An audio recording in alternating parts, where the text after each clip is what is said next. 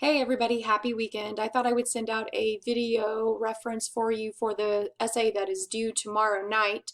I first of all have finished grading the research papers. I have sent some notes to you all. Please check the feedback on those papers.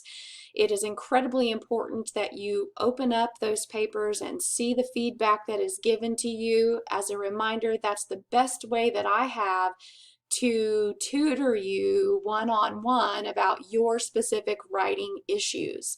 So you don't want to keep making the same mistakes over and over again. One of the problematic things that I saw on the research papers was that some of you are still not using an academic voice. You are using an informal style, which includes the words I, you, contractions, that kind of thing. And you want to move away from that. That's really elementary kind of writing. You want to instead keep it academic, because as you advance in your educational careers, the papers that you submit, the expectation is going to be that they are academic and formal in nature. So please make sure that you take a look at those notes and adhere the guidelines that are suggested to you. As far as evaluation goes, I made a video for you that I sent out earlier this week. Please make sure you look at that to give yourself some guidance on evaluation. And in this week's folder, it didn't open up until after the discussion forum was done, but I wanted to make sure that you guys saw the example paper over trifles. And the reason I don't have my little picture in the bottom of the screen right now is because I want you to see this paper fully. I went in and I put some notes in the margin for you so you could see what's happening in this paper that makes it somewhat successful, okay? Number one, it is formatted correctly. Now you're getting a cutting of this because, of course, this is a giant margin because of the track changes. But if those were off, you would see this was 1-inch margins all the way around, okay? The student name starts 1 inch from the top of the paper, then it goes instructor name, course name, and date. That should be day, month, year. No commas, no THs, anything like that going on in there. That's the way you state that according to MLA. And the running head is the last name and the page number, and that should be 1/2 inch. If you do an insert page number, it should be formatted within Word to automatically set that at 1/2 inch. And then this person used a title that was creative in nature, centered at the top. Notice it's not boldface. It is not larger than the rest of the text. With MLA, you want consistency. So Times New Roman 12 is the requirement for you, and that will be including your Works Cited page if you have one, the title, everything, okay? Now that's one thing this paper is lacking. This person chose to use a quote from the film Amistad, so this person should have a Works Cited page at the end of the paper that shows the citation for the play itself and the citation for the movie Amistad, since he's using the film in the paper as well. Remember that if you are using the plays inside of your textbook, so you're going to cite as a work within an anthology. So you're going to give credit to McMahon et al. In that citation. Okay, so the first thing is we have an attention getter at the beginning of this essay. Makes me want to go on reading, wondering what in the world does this person think that this play has to do with freedom, okay? And then we go into some background information and we establish relevance now, and that's incredibly important to take your papers from mediocre into fascinating, because you want to show your reader, this is why I'm writing a paper about this. This is why this play is relevant, or why this paper is relevant, is because it has something in it that still appeals to an audience.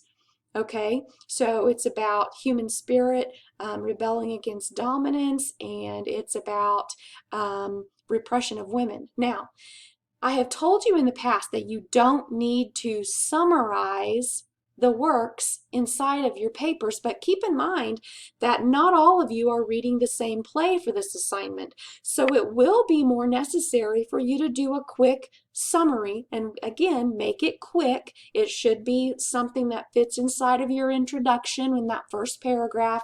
It should not go on for a full page, your summary of a play, okay? It should be relatively short, something that you can do within maybe 4 or 5 sentences tops, okay? And then this person is establishing through this introduction where he's going with the rest of the paper, and he's doing it without saying, I think, I feel, it's my opinion that. Okay? And he is not announcing. Remember that announcing is elementary. Don't say, I am going to write about, or I will discuss. We don't do that anymore at the college level. For academic papers, you want to get to what you're talking about and not waste words. So this person has left out all those first and second person pronoun references and gets to the heart of the matter, and there's no announcing going on. Okay? I can tell where the rest of this paper is going by the thesis statement, and it is placed at the last sentence of the introduction, and that's fine. That's kind of a typical place to put it. You can play around with placing it in other places in your introduction, but usually that works very, very well. Notice that also this person is using just the last name of the playwright as the paper progresses. The full name is given in the background information, Susan Glassbell. The play title is in italics, and then future references to the playwright, just the last name, okay? You don't use the first name. If you throughout this paper say Susan says this and Susan says that, number one, you've written about the wrong play because Trifles isn't on the list for you to evaluate. But number two, it makes it sound like this author or this playwright is a close personal friend of yours, which that is not the case, of course. So again, for formality and according to MLA, we use the last name. So Glassbell uses gender conflict, setting, and symbolism to expose the prejudices of society and the solidarity that rebellion inspires in this timeless play. Now, I know that this person is going to be breaking this play down into the gender conflict, which is going to be having to be focused on the characters, which is one criterion that you have to evaluate. You have to evaluate those characters. The dramatic structure section that this person is going to be evaluating is the setting itself. So this person isn't going to talk about the entire play. It's not going to evaluate the exposition, the rising action, the climax, the denouement. Instead, this person is focusing mainly on the setting and then on a playwright technique of symbolism being incorporated. Okay, now the cultural element that is being discussed in this play comes at the end of this sentence, okay? That the cultural element this person is evaluating and looking closely at is the prejudice of society and solidarity that rebellion inspires, okay? Now, the thing that keeps this from just being literary analysis is the very important expression that this is a timeless play. So this person is telling me from the introduction that this is going to be evaluative, not just analysis. So you've got to make sure that you keep pulling it back to evaluating the play. All right. Otherwise, you're just writing an analysis paper that's the wrong kind of paper, and you'd get a U or unacceptable for that and have to resubmit it. Okay. So you want to make sure that you are evaluating throughout. And then the annotations in the margin show you that you can do that using the same structural elements or chunk form that we've talked about from the first unit that we covered on literary analysis. First, you're going to state a claim, just like you did with the character diagram at the beginning of this term, where you said that, for example, Mrs. Mallard was weak. All right, and then you have to supply the evidence, and that's going to be text evidence. That's where you pull in a portion of the play.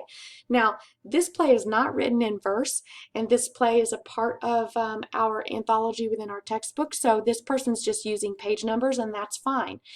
If you are, on the other hand, using the Shakespearean play or Antigone, you will use act and scene and line number rather than page number, and that's covered in the text, and I covered that in my other video.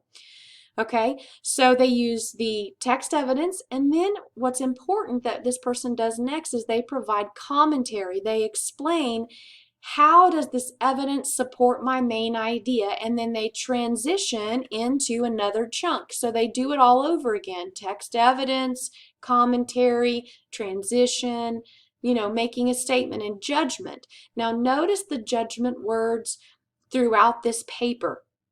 It's important that you, again, bring in every single paragraph that you write, bring it back to evaluation.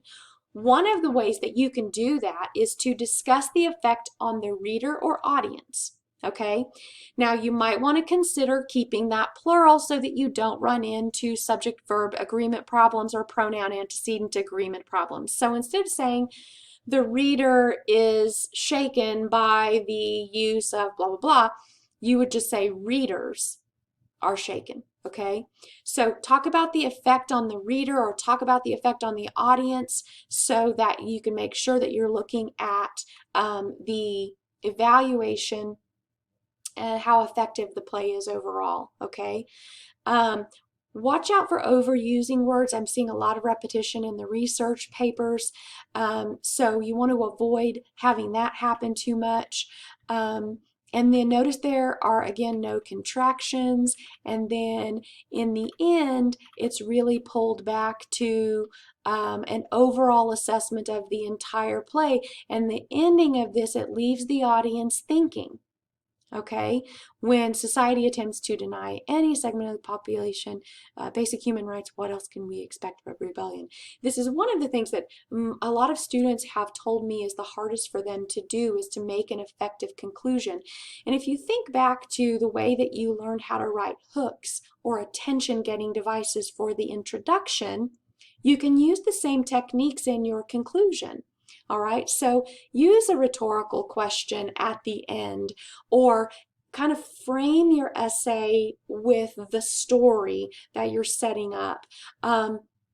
The bold comment, if you have found a sentence in your play that you think really sums up the entirety of the cultural argument, end with that, okay?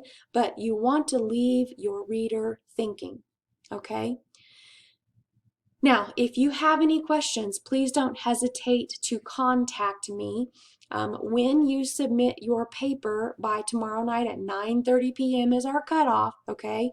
Then you'll want to make sure that you save it as play eval, your last name and first initial, so that it's easier for me and faster for me to go and save your paper and make my comments and then upload it back to you so that you can see those comments.